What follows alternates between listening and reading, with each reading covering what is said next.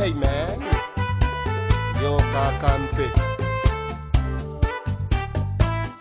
Africano, Africano, il est temps que tu te réveilles, il faut que tu travailles, oh yeah. Télématokeme, Africano, Africano, tu as tout dans ta maison, mais tu trimes sans raison. Oh, oui, oh yeah, Africano, Africano, ceux sur qui tu comptes te font rêver que par des comptes.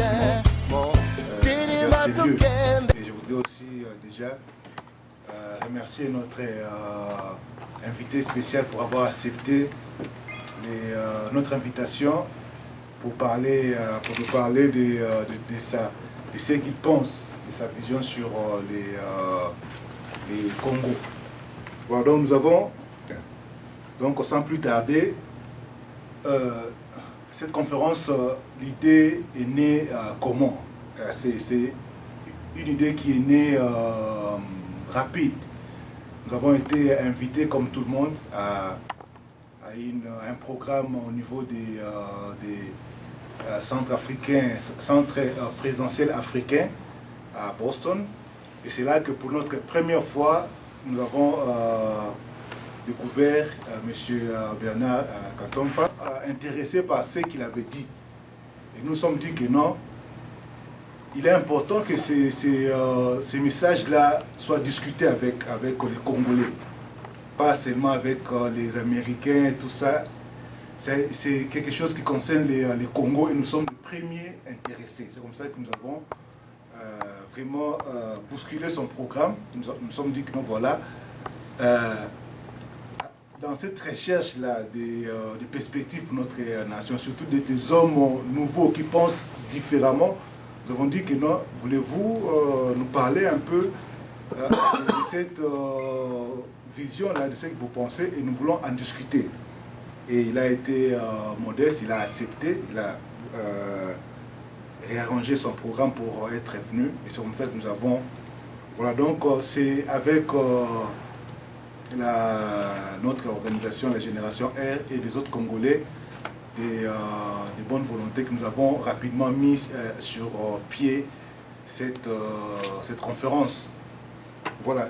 Qui est en fait le monsieur qui est à côté de moi, Bernard Katompa, que nous avons, moi aussi, j'ai jamais entendu parler avant, jusqu'à les vendredis passés. J'ai jamais entendu parler, j'ai jamais entendu parler de ce qu'il a fait, de sa vie. Mais j'ai été en tant qu'amoureux du Congo et à la recherche des hommes nouveaux, des hommes qui peuvent vraiment nous faire réfléchir autrement. Et j'ai voulu aussi vraiment découvrir et discuter avec lui. Vous savez qu'au Congo, nous sommes fatigués des discours, le temps des discours est passé, les réflexions, il y en a beaucoup, les plans, il y en a beaucoup. Nous avons aussi besoin des hommes. Je voudrais vous donner rapidement la biographie de M. Bernard Katompa. Voilà succinctement la présentation de notre orateur du jour. Et je voudrais déjà vous dire que ça, ce n'est qu'un début. Peut-être de nous faire connaissance. Et nous voulons aussi que cette initiative continue dans l'avenir. Voilà, sans plus tarder, je voudrais aller au point suivant. Laisser déjà M. Bernard Katompa de commencer son exposé. Donc vous avez la parole. Merci Francis. Merci beaucoup. Comme il y a les drapeaux de notre pays ici, de temps en temps, je vais y passer. Je suis ravi de vous voir ici. Je sais que c'est un vendredi. Et les vendredis, c'est le début du week-end. Et surtout dans les pays où nous sommes ici, les vendredis, ce n'est pas chose facile, et surtout un vendredi soir. Et quand j'ai parlé avec Francis et Maman Jeanne, qui était parmi les invités de l'université de Boston University, je leur ai dit que mon programme était très surchargé. En quittant Boston, je suis allé à Washington DC où j'avais des réunions officielles avec l'administration. Et j'ai eu aussi à rencontrer quelques Congolais qui sont venus à une organisation à l'université John Hopkins qui parlait de la situation de l'Est. Et en principe, je devrais quitter Boston pour aller à New York. Aujourd'hui, je devrais être à New York parce que les gens de New York se sont mobilisés depuis 2 semaines et ils m'attendent à New York demain. Alors, mon trajet, c'était de quitter d'ici pour aller à New York. Mais quand ils m'ont dit qu'on peut se voir vendredi, et considérant le fait que quand il faut parler du Congo, tous les sacrifices sont nécessaires, je me suis bousculé. Je me suis réveillé ce matin à 4 heures pour aller attraper l'avion qui pouvait m'amener ici. Et l'avion qui pouvait m'amener ici ne quittait pas de Reagan ou de Washington, Dallas, ça quittait de Baltimore. Donc j'ai eu à courir pour être à Baltimore, prendre l'avion, arriver ici. Et le fait que je suis arrivé un peu en retard, je m'en excuse, c'est parce que il y avait une logistique déjà arrangée pour que quelqu'un vienne me prendre. Et à la fin, la personne qui devait me prendre a eu d'autres occupations. Et j'ai eu à chercher l'hôtel qui me cherche une limousine qui pouvait m'amener. Donc le temps que la limousine arrive, le trafic, et on est là. Et pour moi, l'important, c'est qu'on soit ici. Et encore une fois, je m'excuse beaucoup du retard, mais vous comprenez que quittant Washington d'ici pour venir vous voir, ça montre déjà l'importance que vous avez dans ma vie. Ça montre déjà l'importance que vous attachez à notre pays. Et ça, c'est un sujet où je vous demanderai de taper les mains pour vous-même. Comme Francis me présentait, et quand il me présentait, il parlait de ce que j'ai fait, des fois je me demandais est-ce que c'est moi ou c'est quelqu'un d'autre. Mais j'ai demandé dans la salle, est-ce qu'il y a quelqu'un d'autre qu'on présente ou c'est Bernard qu'on présente. Et finalement, j'ai trouvé que c'est moi qu'on présentait. Juste pour vous parler un tout petit peu de ce que j'ai fait. Dans ma vie, j'étais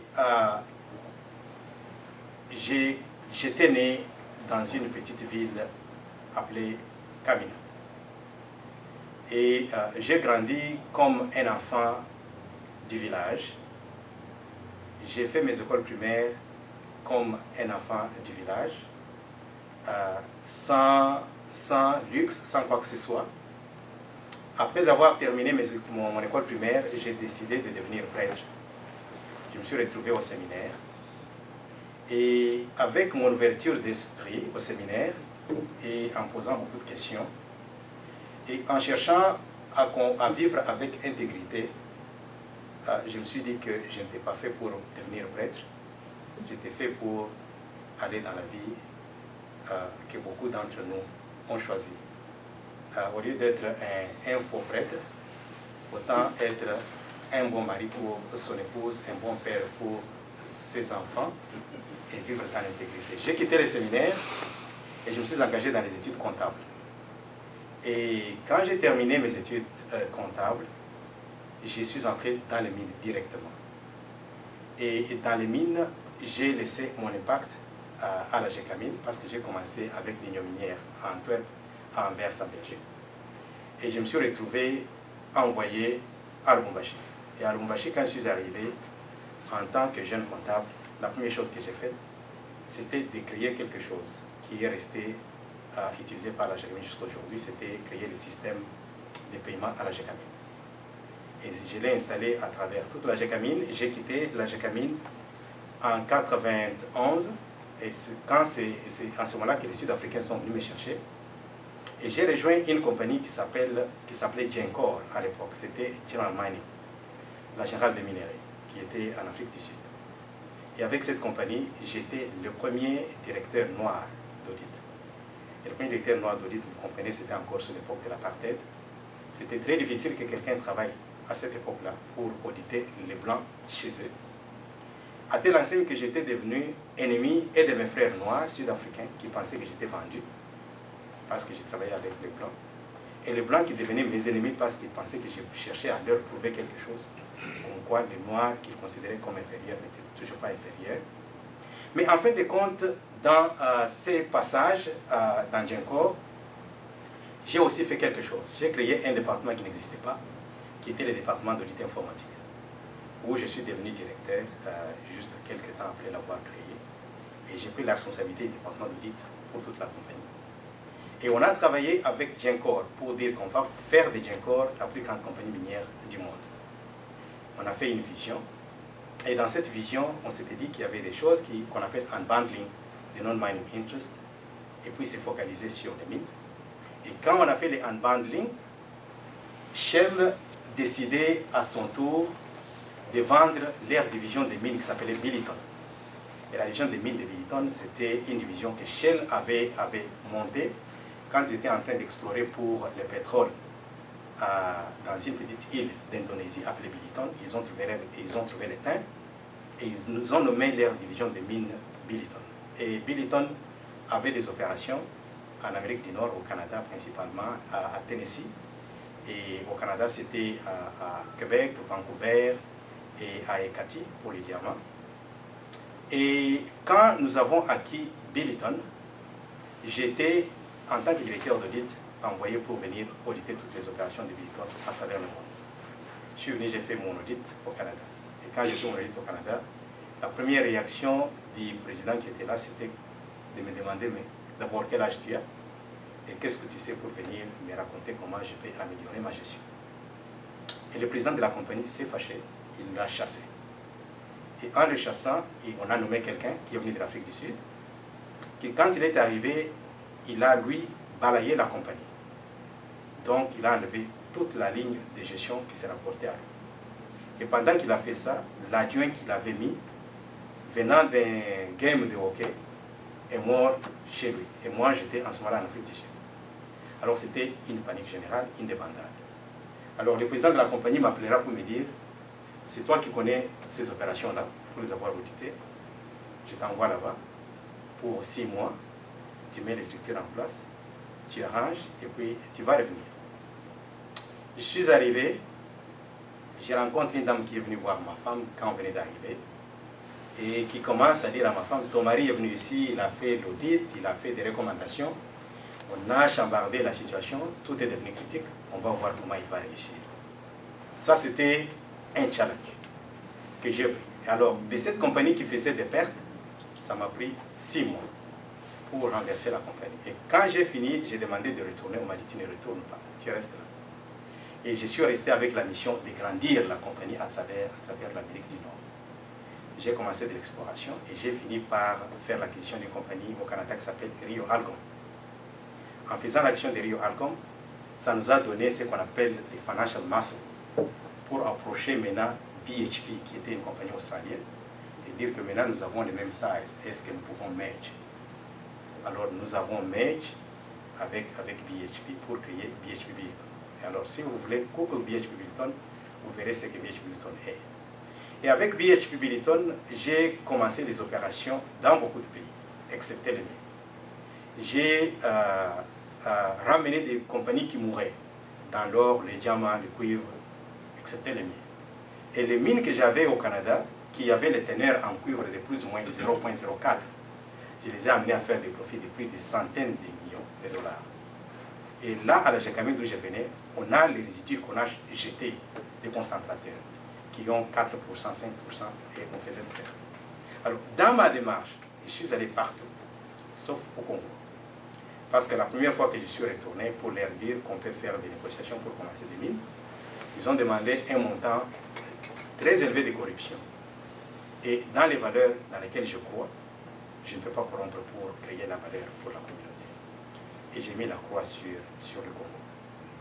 Alors, en retournant en Afrique du Sud, je me suis retrouvé chargé de la compagnie qu'on appelle Manganèse, au niveau mondial.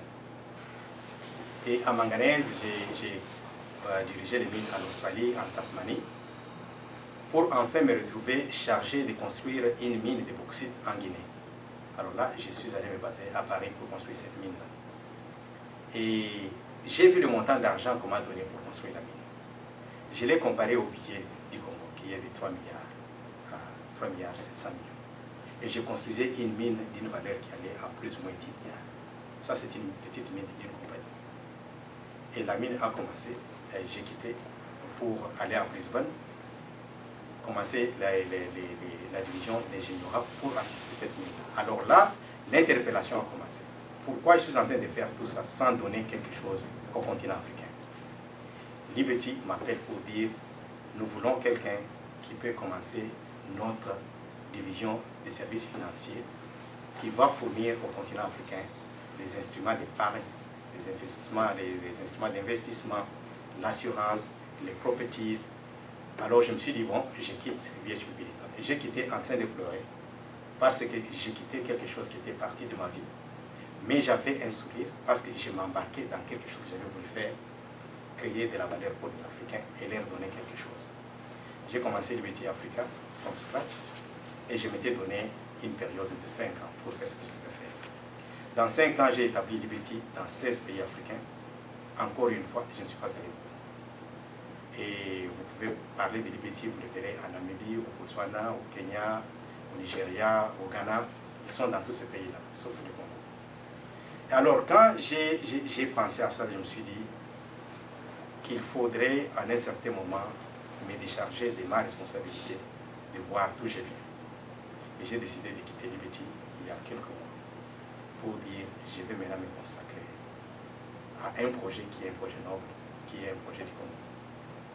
Et pendant que j'ai quitté Liberty, j'ai créé une compagnie en Afrique du Sud qui s'appelle le groupe Belfi, qui est une grande compagnie dans les domaines agricoles, dans le domaine des games. Pour ceux qui connaissent l'Afrique, j'ai une propriété qui a les animaux sauvages et tout ça, et j'ai une propriété qui a l'élevage et une propriété qui a l'agriculture.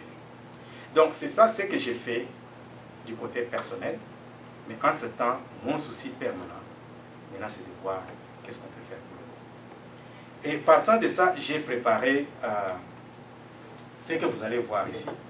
C'est que je me dis, tu ne peux pas diriger un pays, où tu ne peux pas parler de bâtir un avenir meilleur si tu n'as pas une vision. La vision te permet de décider de quelle manière tu vas établir tes stratégies pour pouvoir réaliser cette vision qui est une destination.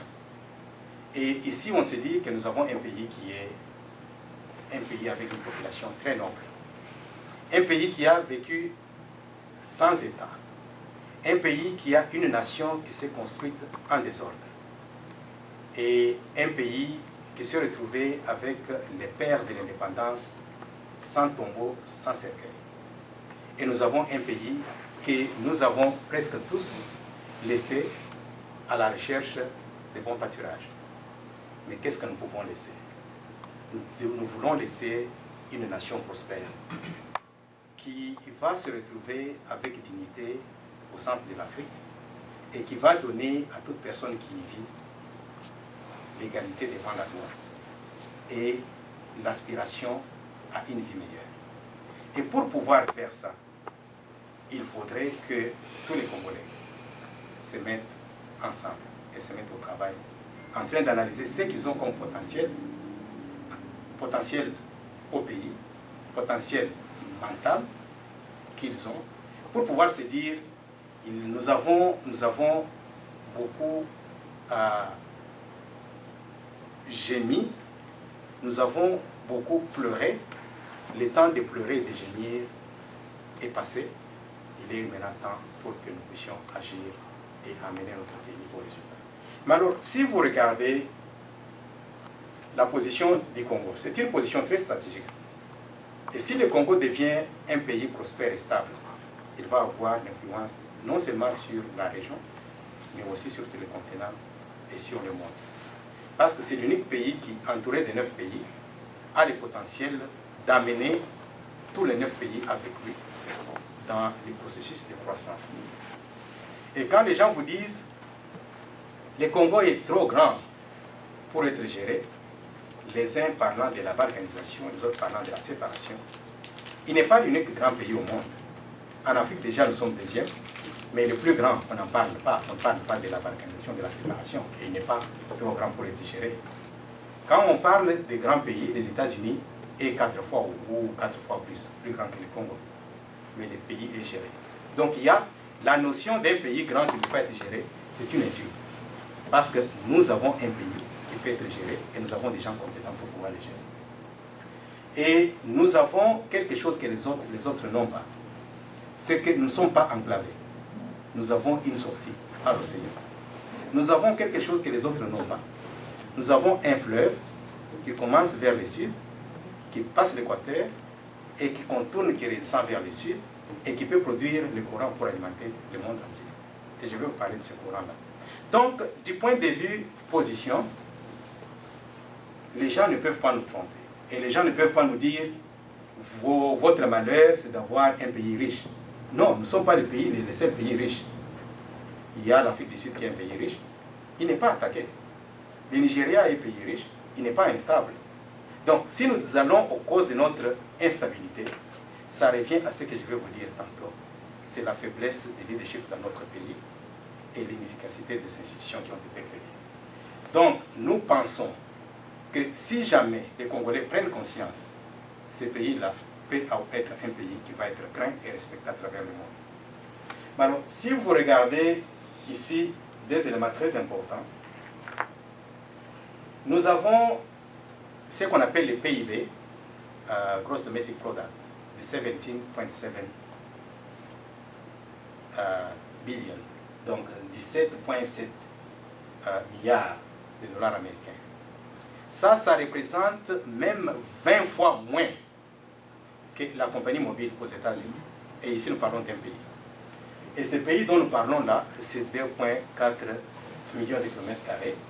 Mais vous allez vous retrouver avec la population qui vit pour toute une année avec 236 dollars pour l'année. Donc, ils vivent avec moins d'$1 par jour. Le taux de chômage est à 73%. Et le taux de développement, développement humain est le dernier au monde, à 0,03. Et dans les taux de développement humain, vous avez les finances qui interviennent, PIB par capita, vous avez les niveaux d'alphabétisme qui interviennent, et vous avez aussi les life expectancy qui interviennent. Nous sommes les derniers avec tout ce que nous avons. Et l'indice de corruption, nous sommes parmi nous. Alors quand vous regardez tout ceci, et vous regardez nous tous qui sommes ici, on se pose la question. Les gens qui ont construit leur pays, ce sont ceux qui avaient eu la chance de sortir de ces pays-là. Et là où ils sont arrivés, ils ont pris conscience, ils sont retournés, ils ont construit leur pays. Parce que s'étant exposés à d'autres cultures et à d'autres façons de faire, ils sont retournés, ils ont amené une différence. Alors, vous regardez le problème de notre État. Un bel État, un beau pays, et avec une pauvreté honteuse qui rend les hommes ridicules. Les gens diraient que c'est un pays béni. Il est vraiment béni. Il a un État irresponsable, sans leadership et sans structure institutionnelle stable, et une nation qui est disparate. Disparate parce que le leadership n'a pas cherché à unir la nation. Quand ils cherchent à le faire pour les intérêts, ils vont le faire. Quand ils cherchent à les séparer pour les intérêts, ils vont le faire. Les gens se rappelleraient que quand Mobutu est arrivé, il s'est appelé pacificateur, il avait unifié le pays. Et quand il a cherché à ce que le pays soit désuni, il l'a fait. Il y a eu beaucoup de gens qui se sont retrouvés au Shabbat, d'autres sont morts dans les trains, parce qu'il a tisonné quelqu'un à qui il a donné des instructions de pouvoir rendre encore disparate la nation. Nous avons un peuple très doux, et notre douceur nous a amené beaucoup de malheurs. Parce que quand je grandissais, je me rappelais, bien que j'étais d'une famille de conditions modestes, on mangeait 3 fois par jour. Mais quand les conditions deviennent difficiles pour les Congolais, ils éliminent un repas, ils commencent à manger 2 fois. Ça devient difficile, ils éliminent le deuxième, ils commencent à manger 1 fois. Ça devient difficile, les papas mangent aujourd'hui, la maman mange demain, les enfants l'autre jour, et ça devient un tour de rôle. Ça, c'est une douceur qui est comparable à une nonchalance. Et je crois que si ça continue, nous ne sommes que nous-mêmes qui devons être blâmés. Alors, vous regardez ici, ce pays qui a 24 000 milliards de ressources, venant du domaine minier, du domaine financier et de l'agriculture, je comprends bien ce potentiel. 24 000 milliards. Tous les continents africains aujourd'hui a ce qu'on appelle le potentiel de 1,6 milliard. Et le continent appelle l'Afrique, disons, le monde appelle l'Afrique le continent d'avenir pour les 1,6 billion que l'Afrique a en ressources. Et il projette même qu'en 2020, ça va passer de 1,6 à 2,4 ou 2,6. Mais nous avons un pays qui a 24 000 milliards. Et de 24 000 milliards, vous regardez, nous avons 17 milliards, comme je l'ai dit. Le budget de toute une nation, c'est 3,4 milliards de dollars. Et les réserves que nous avons en termes d'or et de devises dans les banques, c'est juste 800 millions. C'est ridicule. Parce que ça ne représente même pas une compagnie qui est listée au Stock Exchange de Johannesburg ou de Londres ou d'ici à New York. Nous avons plus de 3% des superficies couvertes d'eau. Mais vous regardez, 80% de la population est sans eau potable. Et vous vous rendrez compte que la guerre qui va venir, ça va être la guerre de l'eau. Et la guerre qui viendra après, c'est la guerre de la nourriture. C'est ainsi que les compagnies minières qui pensent plus loin, pensent déjà à exploiter le potache qui crée les fertilisants pour pouvoir créer de la nourriture. Parce que la population du monde va atteindre 9 milliards et le besoin de la nourriture va être très grand. Mais nous avons chez nous 80% de la population sans eau potable. Nous avons chez nous 80 milliards d'hectares de terres arables. Mais nous avons la malnutrition chez nous. Et quand vous regardez, la malnutrition s'élève à plus ou moins 70%. Et vous regardez le taux d'électricité, nous sommes à 11% d'électricité qui n'est même pas permanent. Et ici, je vais vous dire quelque chose qui va vous énerver et qui va vous faire rire d'une autre manière. Nous vendons le courant à l'Afrique du Sud, partant des Yinga. Et pour ceux qui connaissent les domaines électriques ou les domaines miniers, dans le courant, vous avez la production, vous avez le transport et vous avez la distribution. Nous produisons, nous avons notre transport avec nos lignes que nous avons amenées. Et quand ça arrive, ce sont les Sud-Africains qui maintiennent les lignes qui amènent le courant en Afrique du Sud. C'est ridicule que je vous apprenne aujourd'hui que nous leur devons de l'argent et eux ne nous doivent pas. Donc, eux qui achètent chez nous, nous leur devons l'argent parce que la maintenance qu'ils font sur les lignes est plus chère que le courant qu'on leur vend. C'est-à-dire qu'ils ont le courant pour rien et nous devons encore leur donner de l'argent parce qu'ils maintiennent les lignes du courant. Et ce sont des choses qu'un gouvernement responsable doit revoir et prendre des décisions, à moins que ce gouvernement soit vendu et soit au service de tous ces pays. Alors, ces choses, quand vous les regardez, ça doit vous donner matière à réfléchir. J'analyse les systèmes financiers en tant que comptable, en tant que financier, en tant que personne qui a monté une compagnie financière. Je me retrouve dans une situation qui est très alarmante. Dans les domaines économiques, nous disons toujours que dans un pays ou dans un environnement où des monnaies sont en circulation, la mauvaise chasse la bonne de la circulation. Nous sommes l'un des pays rares au monde où il y a deux monnaies en circulation. Et les deux monnaies en circulation, c'est les US dollars et les francs congolais. Et vous avez des ministres qui se mettent debout pour vous dire nous avons contenu l'inflation. Et vous leur posez la question, c'est l'inflation en dollars ou l'inflation en francs congolais? Ils ne savent pas vous donner des réponses. Nous avons un système bancaire très pauvre où la capitalisation n'existe même pas pour pouvoir créer un financement quelconque. Donc, il n'y a pas de croissance. Et nous sommes classés, comme je l'ai dit, la dernière, comme un environnement qui doit attirer les investisseurs ou même encourager la diaspora à venir. Et quand vous regardez ce qui est encore beaucoup plus grave, nous sommes un pays qui n'a pas une bourse, qui n'a pas un stock exchange. Et le stock exchange, c'est le moyen où les gens achètent les actions et participent dans les pouvoirs économiques de ce pays-là. Alors, si vous regardez tout ça, le système financier est faible et le système financier demande qu'il y ait quelqu'un qui le comprend pour pouvoir le réformer. J'ai quitté le système financier et j'ai fait l'analyse de nos voies de transport. Nous avons, et vous regardez, ça ce sont des camions qui prennent les histoires des points de production pour les amener vers les centres de consommation. Ce n'est pas une route, c'est comme une rivière. Ça, ce sont des touristes qui venaient pour se promener et qui sont stag. Alors, demandez-vous s'ils vont encore revenir. Nous avons 153 000 km de route pour un pays de 2,5 et 2,3 quelque chose